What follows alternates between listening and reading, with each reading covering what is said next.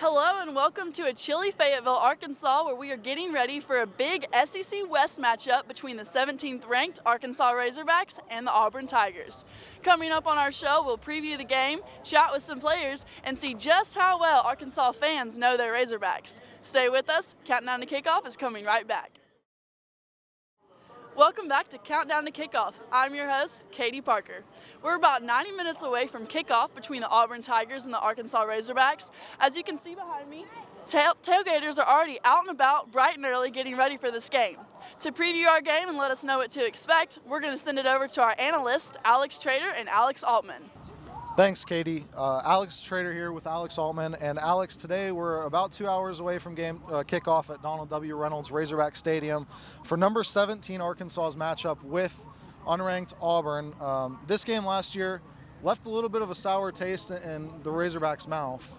It absolutely did. A lot of fans today are looking for revenge, and hopefully that is what the Razorbacks can give them today. If you don't quite remember, Bo Nix, who will be quarterbacking Auburn today, again, had a situation last year where he spiked, fumbled, whatever you want to call it, and it ended up costing Arkansas the game in the last seconds on the road. Similar to last week, Ole Miss kind of had a revenge mindset, and I think Arkansas is going to have a similar mindset here. Let's talk a little bit about Arkansas's offense and what they're going to be going up against in Auburn's defense. Well, on Arkansas's side of the ball, they have KJ Jefferson, who's really turned into be a mobile quarterback, one of the better quarterbacks that Arkansas has seen in the past 15 years. As far as running the ball goes, Arkansas has 4 running backs that have all gotten over 200 yards on the season so far. And on Auburn's defense, they have a couple of guys to look out for. They have Chandler Wooten, who has 43 tackles, and Zacoby McClain, who has 38 tackles. However, Arkansas is 105th in defense on pass breakups in the country. Yeah, and as far as Arkansas's offense or Arkansas's defense is going to look against that Auburn offense, both these teams are very run heavy, like you mentioned with Arkansas. The Tigers have a trio of Bo Nix, Jarquez Hunter, and Tank Bigsby, who came into the season as one of the best running backs in the country. He's kind of taken a little bit of a back seat in recent weeks to Hunter, and it's going to be interesting to see how they're able to take on an Arkansas defense, which gave up 300 yards for the first time this season on the ground last week in Oxford.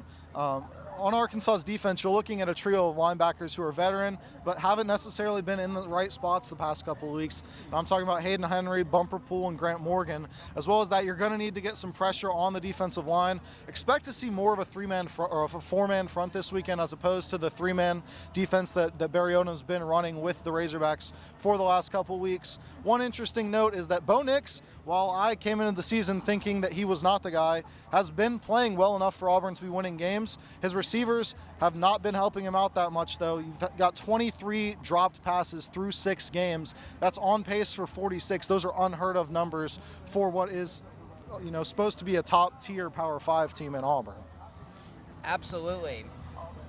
As far as this game goes, I think the main keys to the game for Arkansas, if they want to come out victorious, is to be able to stop the running attack on defense. The Hogs are coming off of a game where they just gave up 52 points, and they'll need to establish the run game as well on offense early if they want to be able to control the line of scrimmage in this game. The last one is pretty obvious. Limit Bo Nix's time in the pocket. If you give Bo Nix enough time in the pocket, he's bound to hurt you. Yeah, and even out of the pocket, we saw at LSU a couple weeks ago. He was making some pretty big plays. He had that one circus pass where he ran everywhere but forward and still completed a touchdown. As for Auburn, I think there are 3 pretty simple keys to the game. One of those, catch the ball. You're not going to win games dropping nearly 4 passes a game, and the receiving corps really needs to step up. They've got 4 guys who are pretty balanced in their receptions, but none of them have really been special the same way we have seen Treylon Burks be special, or other teams in the SEC have the number 1 guy. Auburn doesn't necessarily have that. As well as that, they need to find the weak spots in the Arkansas defense. The first couple weeks, it was the secondary. The last couple weeks, it's been every spot in the defense. So you kind of need to pick out what Arkansas is doing well and go away from that. And finally, you have to win the line of scrimmage. Like Alex mentioned, winning the run game is going to be a huge part of coming away with the W here. And I think if Auburn wants to have any chance, they're going to need to, one, limit that rushing attack of Treylon Smith, A.J. Green, Rocket Sanders, Dominique Johnson, and K.J. Jefferson. And 2, they're going to need to get their guys going. Bigsby, Hunter, Bo Nix, they all need to be able to find themselves themselves on the ground if they're going to want to have any chance in this game. With that said, we'll be back with our final prediction at the end of the show, but we're going to toss it back to Katie. So Katie, back to you. Thanks, guys. We'll check back in with y'all a little bit later in the show. Earlier this week, our very own Katie Beth Haydett got a chance to sit down and joke around with Arkansas center Ricky Stromberg, find out what his go-to victory meal is after a big win, and see who on the team he would not let date his daughter. Take it away, Katie Beth. Thank you, Katie. Okay, Ricky, now let's talk about the team. You guys started off 4-0, and now you're on a 2-game losing streak. What is your mindset as you head into the Auburn game? Mindset is just we're flushing the last 2 losses, and we're going in, and we're going to be ourselves when we play Auburn, and hopefully things turn out well. So you've been on the team for 3 years. You've seen the transformation. What is the difference with Sam Pittman that you didn't have with Chad Morris? Confidence throughout the whole team. I think when Morris there, I didn't think we had much confidence. I think with Coach Pittman, we have so much more confidence because he's built it in us and our team. Okay, enough with that. Now let's do something on the less serious side. Who on the team would you not let date your daughter? Trey Knox or Jalen Catalon, for sure. Those 2. Is there anyone on the team that you've never talked to? No, I've talked to everybody on the team. I'm a pretty talkative guy, so I go around messing with people all the time in the locker room. Okay, what do you do in your free time? Play video games or watch a movie, just hang out at the house. Nothing special. Anything cool about you playing video games? I actually hold the controller backwards. A normal person holds it where the handles are facing down. I flip it around and I hold it upside down, so it's a fun fact. What's your go-to victory meal? Probably Whataburger. What fan can you always rely to be at your games? Definitely my parents. My parents travel to every single game, home or away. It doesn't matter how far. Do you enjoy calling the Hogs? I do now. I didn't know how to do it. I didn't know how to do it before, but I learned it and I like it now. And who's the funniest on the team? Luke Jones or Hudson Henry. Who's the funniest coach? Definitely Coach Smith, the running back coach, for sure. All right, Ricky. Well, thank you for being with us today. We really enjoyed it. And back to you, Katie. Thanks, Katie Beth. If you were able to play the sport you love and make money while doing it, would you be able to think of any disadvantages? Find out the pros and cons of NIL with Lexi Powell and Reagan Hubbard. Thanks, Katie. I'm Reagan Hubbard, and I'm here with Lexi Powell, and we were just having a conversation outside of the stadium about name, image, likeness, kind of the difference between 5 years ago to now and how players are able to profit off their likeness, and just about a couple players from the different teams. So, Lexi, give us some examples. Right.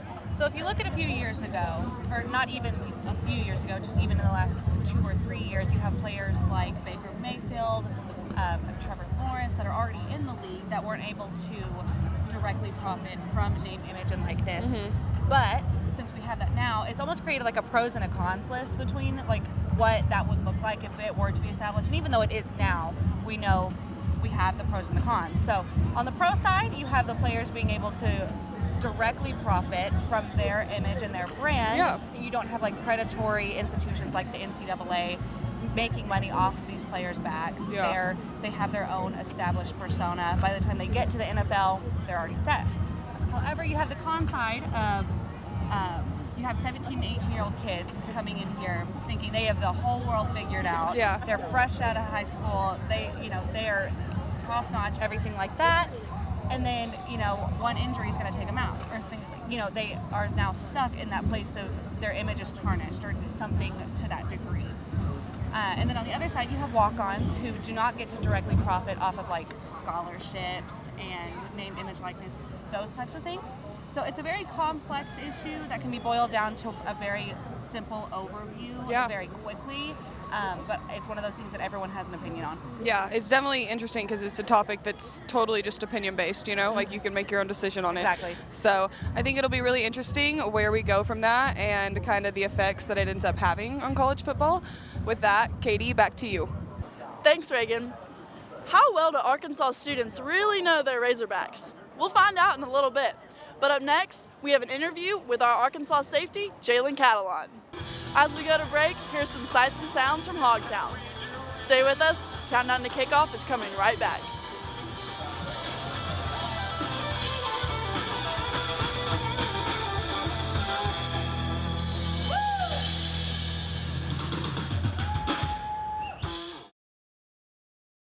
Welcome back to Countdown to Kickoff. I'm Katie Parker. What would it be like to play college football right alongside your very own brother? This is the case with Jalen Catalon. Allie Covington got a chance to sit down with this North Texan native earlier this week. All you, Allie. Thanks, Katie. So, Jalen, we have Auburn coming up this weekend, coming off of a 2-game losing streak. How do you feel going into this, especially considering what happened last season? I feel confident. I think that those 2 losses are definitely something we didn't want throughout the season, but I think they were learning experiences for us, and I think we'll take those L's, figure out how we can clean up our mistakes, and we've done a great job so far practicing. I think we'll come back and bounce back and have a good game, get in front of home crowd again and do our thing. How do you think that the team has played this season? I think we played really well. I think we've all just had a chip on our shoulder, and we kept that going throughout every single game, and not every single game we got the outcome we wanted, but I think overall we showed that we can compete, and now that we're kind of winning games now and bringing that blue-collar chip that Coach Pittman likes to say back to Arkansas, that's something we want to keep going and keep that momentum going. And, like I said, this week will be a good week to bounce back. Can you explain that blue-collar chip that you just talked about? Any situation, no matter what you do, always have almost like you're hungry for more. Doesn't matter what the result is, doesn't matter what you're doing in life, always have that chip on your shoulder that you have more to go prove and do. And I think that's what made us more hungry, is that we have that overall as a team. I think that's what been the main vital piece for our successes here. Is there anything that you have to prove this season?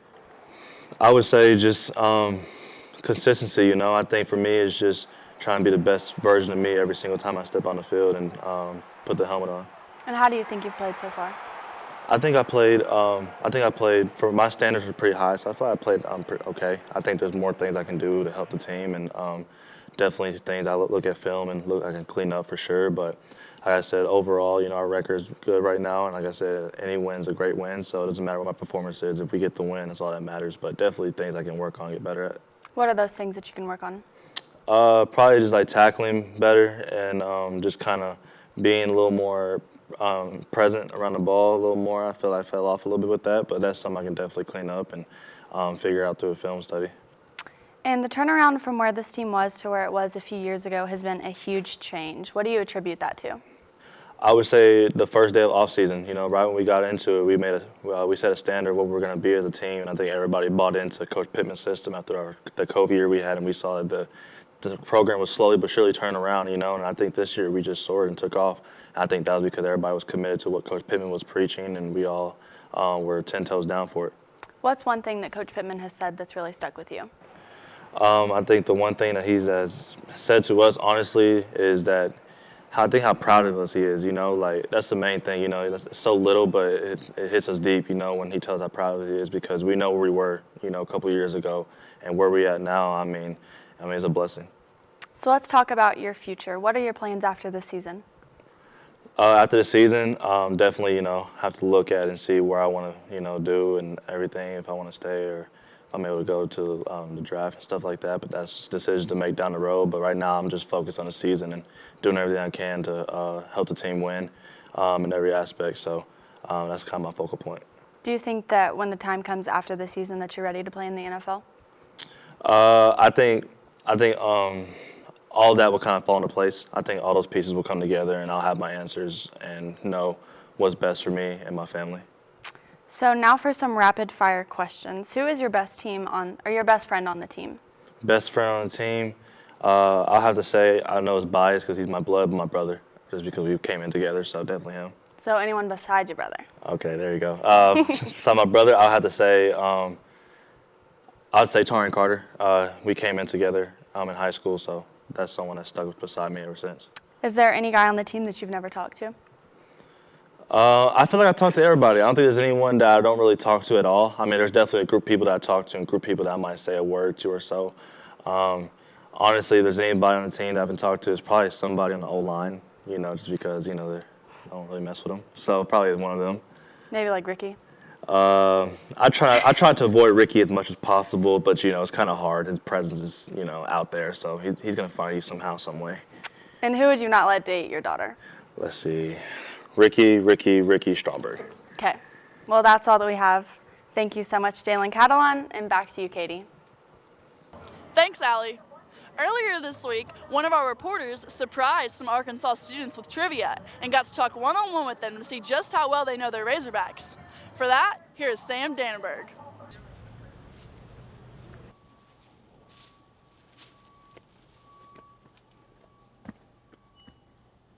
Four days from now, the University of Arkansas Razorbacks will face the Auburn Tigers in a much-anticipated clash of SEC powerhouses.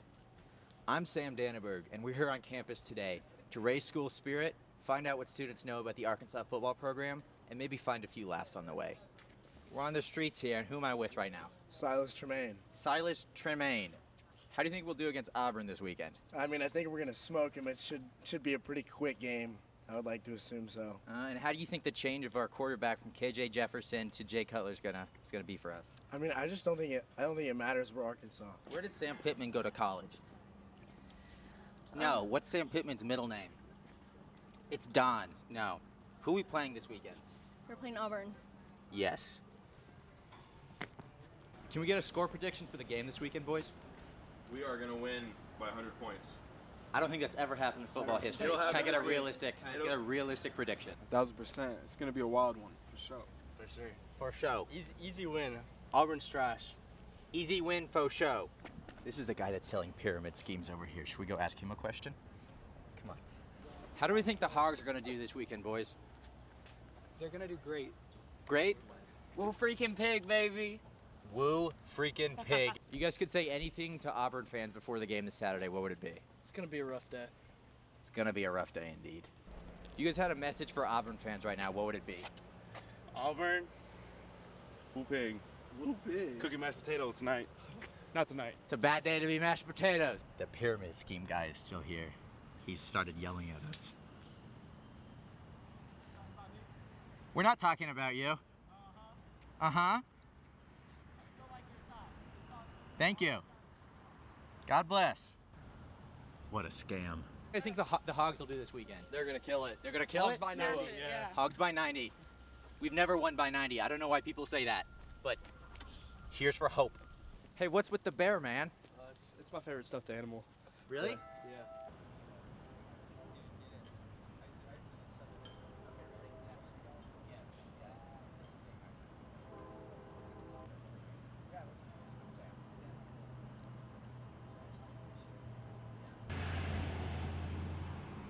This just in, I think I just signed up for a pyramid scheme. If you are in need of some knives that can cut through anything, let me know. I have 300 to sell. Right now, could you tell me Sam Pittman's middle name? I have no clue. That's not right, it's Don. Come on. Could you tell me who the University of Arkansas quarterback is right now? Oh my gosh. That's not right, come on. It appears Razorback students have a severe disinterest in Razorback football.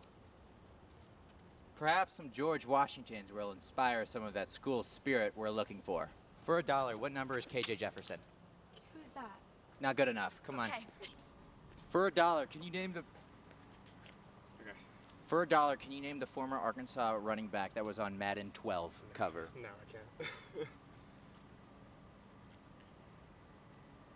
Nope. Anything? Nothing. Nothing. For $1, can you tell us Sam Pittman's middle name? Jonathan. Jonathan? Is it not Jonathan? It's not Jonathan. Sorry, guys. For $1, what is Sam Pittman's middle name? I don't know. It's Don. No one here knows anything. What? We're being filmed right now. Are you recording us? Mm-mm. Okay. For $1, what number is Traylon Burks? I'm not from the U.S., sorry. Oh. Not good enough.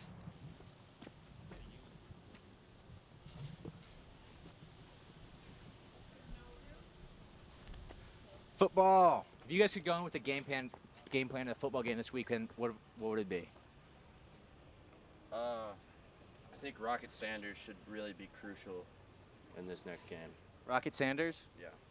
Rush more than 3 people. 3 people? Anything from you? The quiet one. No. Also, Nothing? Too quiet. I don't know. Probably like, who are we playing? What do you think the Hogs have to do this weekend to beat Auburn? Just gotta stop the run. Just got to stop the run. Auburn? Right. Auburn. Right, okay. Yeah. You really put me on the spot here. Football? Yeah. Yeah? Yeah. Yeah. Yeah. Anything will work. Any game plan, anything. How do you guys think this weekend's football game will impact the SEC? I don't really watch football. Woo pig. I don't know, man. Probably just throw the ball deep. Throw the ball deep. What do you think the Hogs should do as a game plan for the game this weekend? It is a terrible day to be mashed potatoes. I could not have said it better myself. If you could say anything to Auburn fans right now before the game, what would it be? Eat it.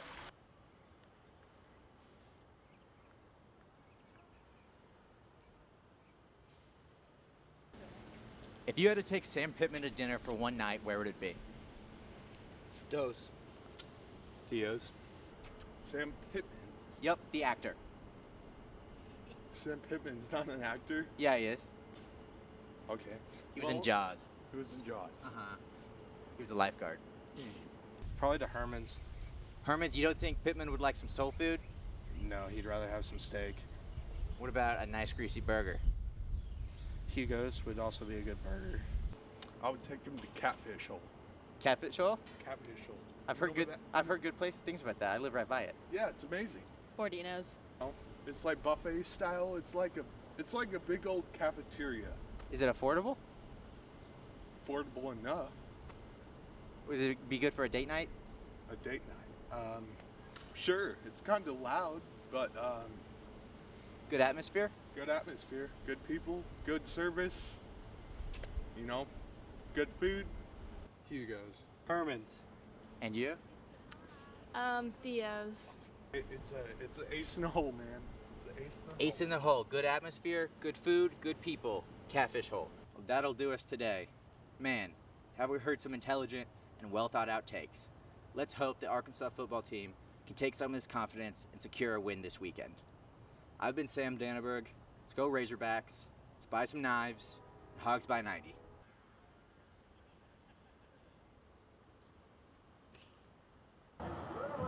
Thanks, Sam.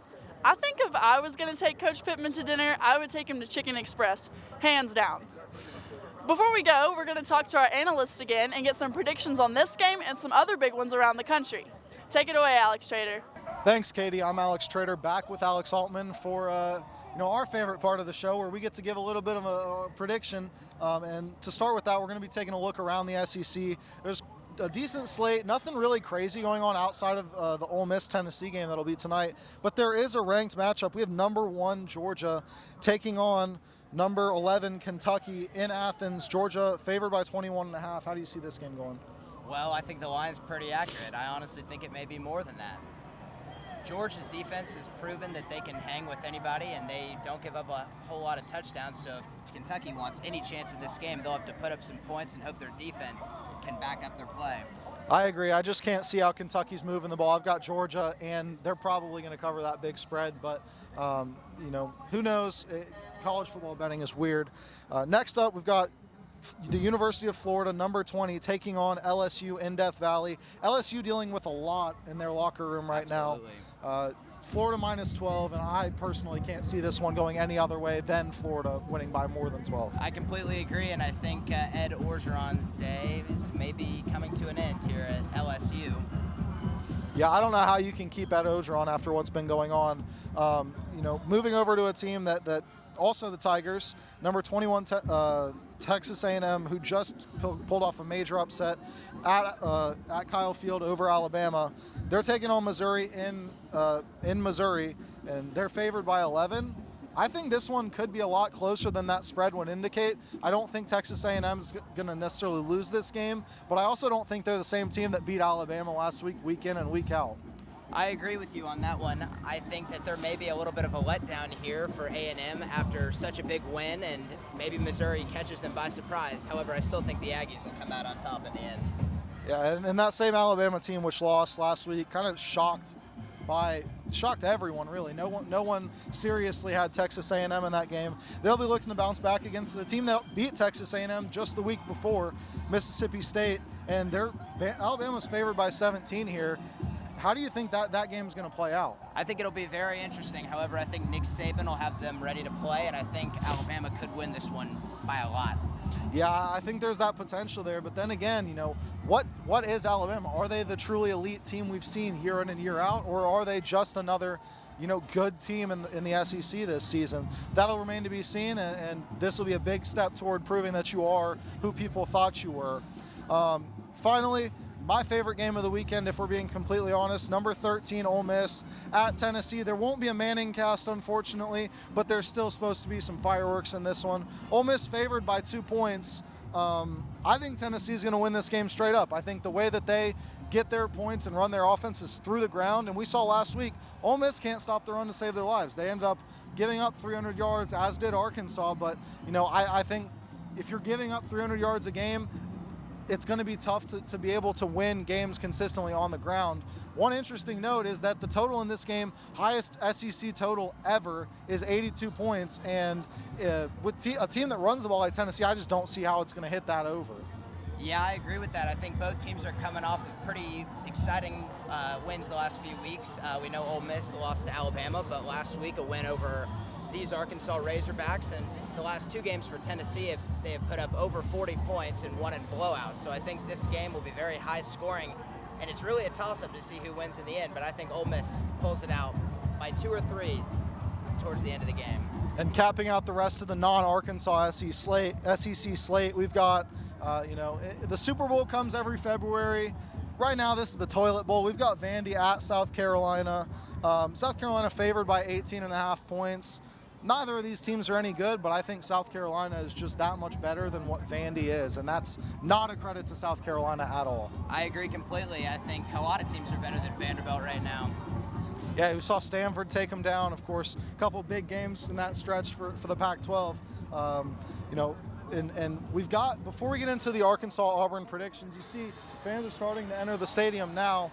But we do have one best bet we want to give out. This isn't a gambling show. We talked about the lines a little bit, but we're not giving picks on all of them. We each have one best bet that we prepared. Alex, I'm going to let you start. Well, my best bet is pretty simple. It's Georgia by 21.5 or more against Kentucky. Yeah, and that's a game that I think a lot of people are on right now, and I think that makes a lot of sense.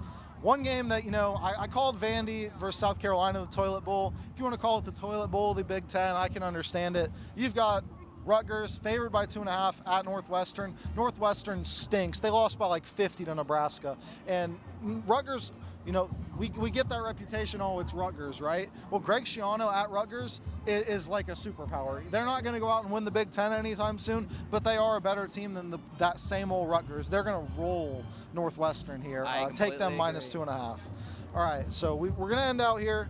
Alex, what everyone's been waiting for, how do you think this game's going to go in Fayetteville? I think it's going to be a low-scoring, fist-fight type of game. I think Arkansas wins this game 28-23. I think Arkansas gets their revenge, and the Hogs move to 5-2 on the season. What do you think? I also think Arkansas is going to come away with the win, but not by as light of a margin. I said it earlier on the Hog Beat Hour. We had one that picked them by 7, one that picked them by 14. How about 20 plus? Arkansas is going to go out and win this game 38-17. Auburn is not that good of a team this year. They won a national championship more recently, but the 2021 version of Auburn is not as good as the 2021 version of Arkansas, and we're going to see that today. Thanks, Alex. Well, we're about 30 minutes away from the Auburn Tigers and the Arkansas Razorbacks taking the field. We're going to head into the stadium to make sure we get in there in time for kickoff. Thanks for tuning in to Countdown to Kickoff. See you next time. I'm Katie Parker, and happy game day.